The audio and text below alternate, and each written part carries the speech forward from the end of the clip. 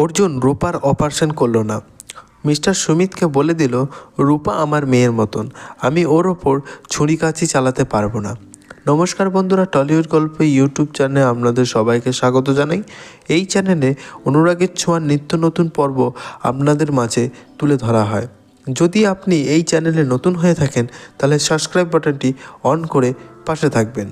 আর যারা already subscribe করে দিয়েছেন তাদেরকে অসংখ্য ধন্যবাদ। অনুরাগের ছোঁয়া আজকের পর্বে মূলত দেখা যাচ্ছে যে রূপাকে ওটিতে নিয়ে যাওয়ার পর অর্জুন প্রথমেই হাত তুলে দেয়, বলে, রূপা ইজ মাই ডটার, আমি অপারেশন করতে পারবো না। এই বলে ওটি থেকে বেরিয়ে আসে। ওদিকে দীপা ও দীপার পরিবার সবাই জিজ্ঞাসা করে অর্জুন কেন অপারেশন থিয়েটার থেকে বেরিয়ে এলো। উত্তরে অর্জুন বলে, রূপা আমার মেয়ের মতন, আমি ওর ওপর ছুরি-কাঁচি চালাতে পারবো না। এই শুনে অর্জুনের খোকা বলে, রূপার সাথে তুই খুবই জড়িয়ে পড়েছিস। ঠিক এই সময় নতুন একজন ডক্টর উপস্থিত হন। তিনি অনেক স্বপ্ন নিয়ে এসেছেন হসপিটালে ডক্টর সুমিতের সাথে দেখা করার জন্য। তিনি এক পলকের মধ্যে দীপাকে দিদিও বানিয়ে ফেলেন।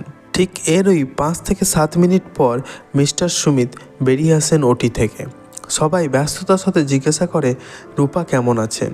ডক্টর সুমিত উত্তরে বলেন, প্রথম ধাপের অপারেশন ঠিক হয়েছে, দ্বিতীয় ধাপের অপারেশন বাকি আছে, তার জন্য টাকার জোগাড় করুন। দীপা ডক্টর সুমিতকে বলেন, টাকা নিয়ে চিন্তা করবেন না, যত টাকা লাগে আমি দেব, আপনি আমার মেয়েটিকে সুস্থ করে তুলুন।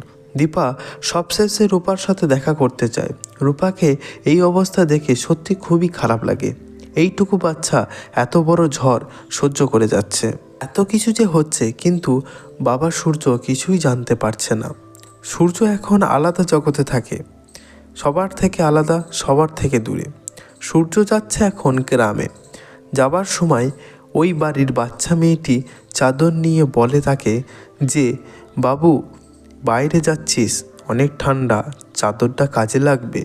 যাওয়ার সময় রাস্তায় দেখে একটি মেয়ে লিফট চাইছে। সূর্য মেয়েটিকে তোয়াক্কা না করে চলে যায়। কিছু দূর যাওয়ার পর দেখে আর একটি গাড়ি এসে মেয়েটিকে খুবই জ্বালাতন করছে। কিন্তু সূর্য নিজেকে বারবার বলতে থাকে যে যা করছে করুক, আমি আমার কাজ করব, আমি কোনো ঝামেলার মধ্যে জড়াবো না। কিন্তু কিছুক্ষণ বাদ সূর্য দেখে বদমাইশি লোকগুলো মেয়েটির গায়ে হাত দিতে শুরু করেছে।